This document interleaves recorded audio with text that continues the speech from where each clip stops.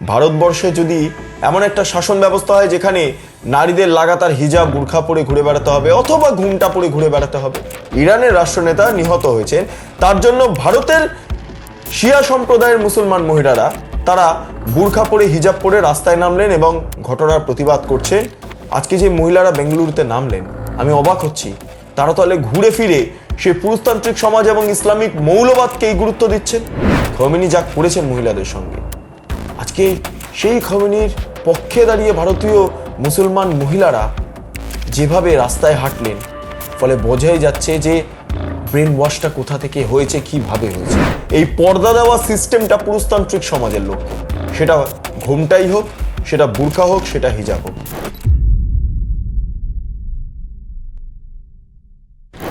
2022 সাল মাহসা আমানির মৃত্যুর ঘটনা এবং সেই ঘটনাকে কেন্দ্র করে গোটা ইরান উত্তপ্ত হয়ে গিয়েছিল। ইরানের নারীরা স্বাধীনতার আন্দোলনে পথে নেমেছিলেন। তেহরান সহ বিভিন্ন জায়গাতে আমরা চাক্ষুষ করতে পেরেছিলাম ইরানের নারীরা হিজাব খুলে বোরখা খুলে তারা তাদের উন্মুক্ত চুল নিয়ে গোটা দেশ ঘুরে বেরিয়েছেন এবং আন্দোলন করেছেন এই মুহূর্তের নিহত নেতার বিরুদ্ধে, যার নাম খোমেনি।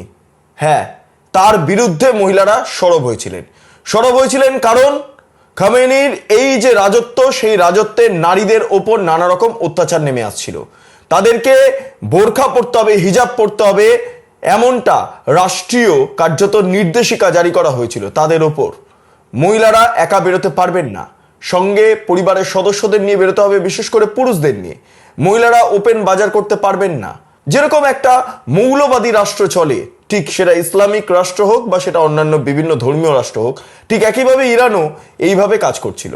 এর পাশাপাশি আমরা দেখেছি যারা নারী অধিকারের পক্ষে দাঁড়িয়ে সওয়াল করেছেন যেসব ফিল্ম মেকাররা, তাদেরকে হাজতবাস হতে হয়েছে, অর্থাৎ হাজতে যেতে হয়েছে অথবা গৃহবন্দী থাকতে হয়েছে। হ্যাঁ, মনে আছে জাফর পানাহির তার সিনেমা থেকে ব্যান করে দেওয়ার ঘটনা বা তাকে গৃহবন্দী করে রাখার ঘটনা। এই সবটা মিলিয়ে ইরান খোমেনির বিরুদ্ধে যথেষ্ট ক্ষুব্ধ ছিলেন। বিশেষ করে ইরানের নারীরা, প্রগতিশীল লেখকরা, প্রগতিশীল ব্যক্তিত্বরা, ফিল্ম মেকাররা, প্রত্যেকে, ইচ অ্যান্ড এভরিওয়ান। কিন্তু তারপর দেখা যাচ্ছে অন্য ছবি। হ্যাঁ, রাষ্ট্রনেতার মৃত্যু, ইরানের রাষ্ট্রনেতা নিহত হয়েছেন, তার জন্য ভারতের শিয়া সম্প্রদায়ের মুসলমান মহিলারা তারা বুরখা পরে হিজাব পরে রাস্তায় নামলেন এবং ঘটনার প্রতিবাদ করছেন, খোমেনির পক্ষে সওয়াল করছেন। অবাক লাগে, খোমেনি যেভাবে ইরানের নারীদের ওপর অত্যাচার করেছেন, রাষ্ট্রীয় নিপীড়ন চালিয়েছেন, হিজাব না পরে মারা হয়েছে, নীতি পুলিশগিরি হয়েছে, এই সমস্ত ঘটনা যিনি ঘটিয়েছেন, তার পক্ষে ভারতীয় নারীরা, বিশেষ করে শিয়া মুসলমান সম্প্রদায়ের নারীরা, তারা পথে নেমেছেন।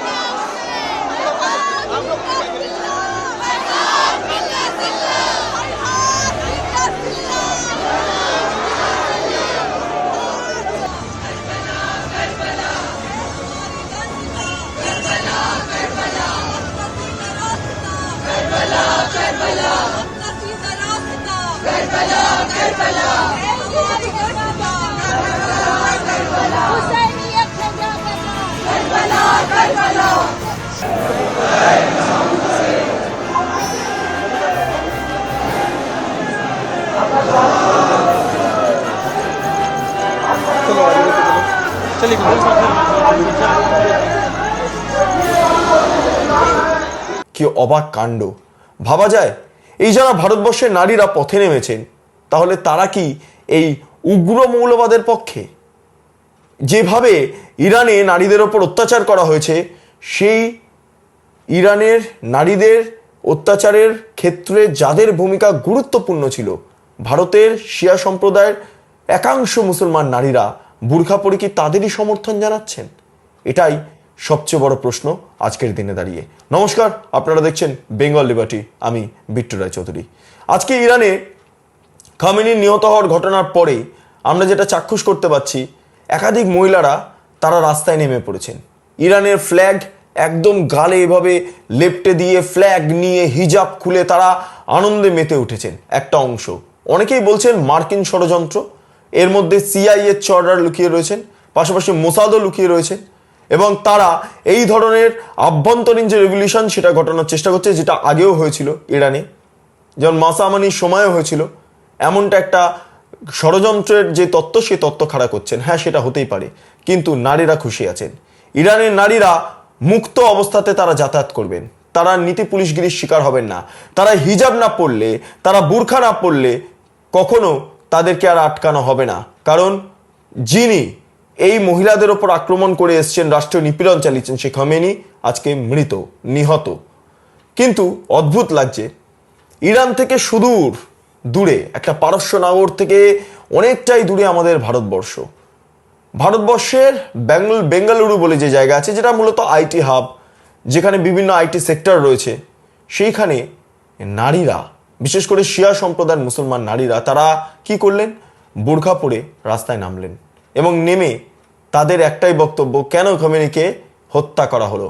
জবাব চাই, জবাব দাও, জবাব চাই, জবাব দাও। যারা নামলেন পথে, তারা একবারও ভাবলেন না ইরানের নারীরা আজকে কোন অবস্থায় ছিলেন, কোন অবস্থায় ছিলেন, তারা কিসে কিসে থেকে নিষিদ্ধ ছিলেন জানেন? তার ইরানের নারীরা কি কি করতে পারতেন না? ইরানের নারীরা হিজাব বোরখা ছাড়া বেরোতে পারতেন না। ইরানের নারীরা সিনেমাতে অভিনয় করতে গেলে প্রচণ্ড চাপে পড়তেন, অভিনয় করতেও দেওয়া হতো না প্রায়। নাটক তো দূরের কথা, প্রকাশ্য ওরমভাবে নাটকও করা যাবে না। যাই হোক, পড়াশোনার ক্ষেত্রে অনেক ক্ষেত্রে একটা পুরুষতান্ত্রিক সমাজের মুখোমুখি হতেন। অনেক মহিলারা পড়াশোনা করতে পারতেন না, তা অনেকে জোর করে করতেন। এবার খেলা, আজকে আপনারা দেখছেন ভারতবর্ষের বিভিন্ন জায়গাতে মহিলারা খেলাতে অংশগ্রহণ করছেন। মহিলা ক্রিকেটাররা তারা দেশের নাম উজ্জ্বল করে আসছেন। কিন্তু ইরানের ক্ষেত্রে যখন ইরান ফুটবল খেলছে, তখন মহিলাদের অংশগ্রহণ চলে না। তাও কিছুটা ব্যতিক্রমী হয়েছে আন্তর্জাতিক চাপে পড়ে। কিন্তু 2006 সালে জাফর পানাহি যখন অফসাইড বলে সিনেমাটি বানাচ্ছিলেন, সেই সময় দাঁড়িয়ে মহিলাদের খেলা দেখতে যেতে গিয়ে কি বেগ পেতে হতো, সেইটার কিঞ্চিত অংশ তিনি তার চলচ্চিত্রের মাধ্যমে তুলে ধরেছিলেন। এই হলো ইরানের নারীদের অবস্থা। তারপরে ইরানের নারীরা প্রকাশ্যে ঘুরে বেড়াতে পারবেন না, যখন তখন ঘুরে তো বেড়াতেই পারবেন না। যদি বাজার দোকান করতে যান, তাহলে পুরুষদের সঙ্গে নিয়ে বেরোতে হবে, বিশেষ করে বাবা অথবা স্বামী। ভাবতে পারছেন? আপনারা ভাবুন ভাবুন এবং ভাবা প্র্যাকটিস করুন। ভারতবর্ষে যদি এমন একটা শাসন তৈরি হয়, এমন একটা শাসন ব্যবস্থা হয় যেখানে নারীদের লাগাতার হিজাব বুরখা পরে ঘুরে বেড়াতে হবে অথবা ঘুমটা পরে ঘুরে বেড়াতে হবে, এই পর্দা দেওয়া সিস্টেমটা পুরুষতান্ত্রিক সমাজের লক্ষণ। সেটা ঘুমটাই হোক, সেটা বুরখা হোক, সেটা হিজাব হোক। হ্যাঁ, দ্বিমত থাকতে পারে, বিভিন্ন মত থাকতে পারে। কোনো কোনো নারী তারা সদিচ্ছায়, নিজস্ব ইচ্ছায় তারা বুরখা হিজাব পরেন, তারা ঘুমটা পরেন, তাদের নিজস্ব ইচ্ছা।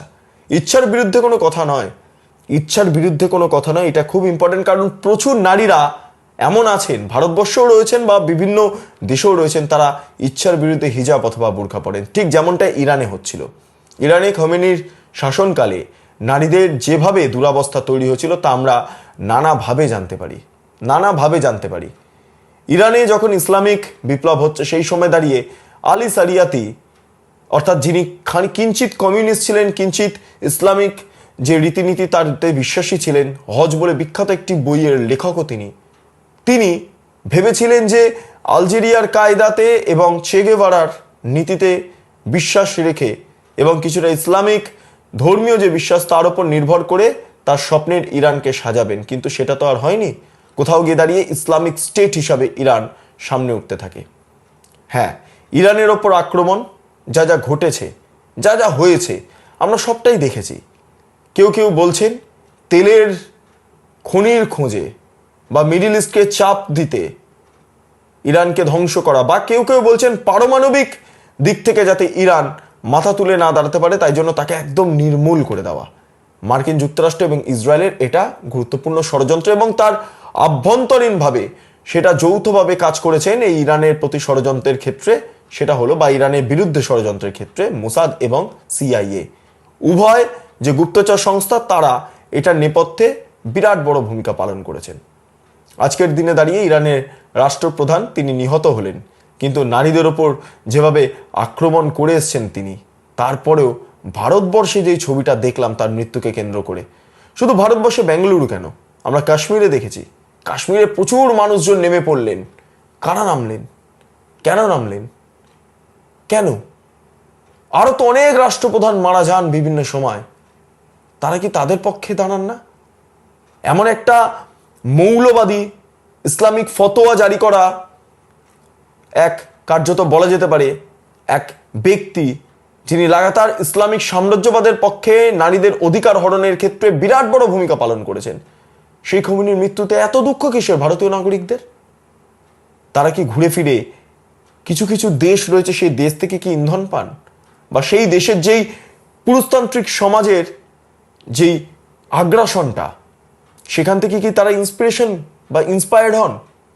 ভাবুন, ভাবুন, ভাবা প্র্যাকটিস করুন। আজকে যে মহিলারা বেঙ্গালুরুতে নামলেন, আমি অবাক হচ্ছি, তারা তাহলে ঘুরে ফিরে সে পুরুষতান্ত্রিক সমাজ এবং ইসলামিক মৌলবাদকেই গুরুত্ব দিচ্ছেন। তারা তাতেই খুশি আছেন, ইসলামিক মৌলবাদ এবং তার পাশাপাশি এই উগ্র ইসলামিক স্টেটের যে কনসেপ্ট বা নারীদের প্রতি যে আগ্রাসন, পুরুষতান্ত্রিক আগ্রাসন, তাকেই সবাল করছেন, তার পক্ষেই সবাল করছেন। এছাড়া তো আর কোনো কারণ হতে পারে না, হতে পারে না এমন কোনো কারণ। রাজনৈতিক ষড়যন্ত্র থাকতে পারে, দেশে দেশে যুদ্ধে রাজনৈতিক ষড়যন্ত্র অবশ্যই থাকবে, থাকবে গুপ্তচরের ষড়যন্ত্র, থাকবে ডিপ স্টেট থিওরি, কিন্তু খোমেনি যা করেছেন মহিলাদের সঙ্গে, আজকে সেই খোমেনির পক্ষে দাঁড়িয়ে ভারতীয় মুসলমান মহিলারা যেভাবে রাস্তায় হাঁটলেন, ফলে বোঝাই যাচ্ছে যে ব্রেন ওয়াশটা কোথা থেকে হয়েছে, কিভাবে হয়েছে। ইতিমধ্যে পশ্চিমবঙ্গ সহ বিভিন্ন জায়গা ইসলামিক স্টেটের অভ্যন্তরে নিয়ে যাওয়ার জন্য নানা চেষ্টা চালাচ্ছেন কিছু সন্ত্রাসবাদী এবং মৌলবাদী সংগঠন। বাংলাদেশ থেকে গ্রেটার বাংলাদেশের স্বপ্ন দেখা হচ্ছে, পশ্চিমবঙ্গের বিস্তীর্ণ এলাকা কার্যত এই মুহূর্তে দাঁড়িয়ে গ্রেটার বাংলাদেশের অভ্যন্তরে নিয়ে যাওয়ার জন্য যে ব্লুপ্রিন্ট, সেই ব্লুপ্রিন্ট তৈরির করার ছক চলছে। এক্ষেত্রে দাঁড়িয়ে আভ্যন্তরীণ সরকার, বাইরের সরকার, সমস্ত কিছুই কোথাও গিয়ে গুলে মিলে এক হয়ে যাচ্ছে। কিন্তু ইরানের যে ঘটনা, সেই ঘটনার প্রেক্ষিতে দাঁড়িয়ে ভারতবর্ষে যে সমস্ত ছবি দেখা গেল, অত্যন্ত ভয়ঙ্কর। আপনাদের কি মতামত আপনারা অবশ্যই কমেন্ট সেকশনে জানান। আপনারা এতক্ষণ ধরে দেখছিলেন বেঙ্গল লিবার্টি চ্যানেলটি, অবশ্যই ভালো লাগলে লাইক করুন, সাবস্ক্রাইব করুন, শেয়ার করুন, বেল আইকন ক্লিক করুন, www.bengalliberty.com, সেখানে ক্লিক করুন। সমস্ত খবর আপনাদের জন্য সাজানো রয়েছে। স্বাধীন কাঁচিন এবং গেরিলা সাংবাদিকতার পাশে দাঁড়ান। অসংখ্য ধন্যবাদ।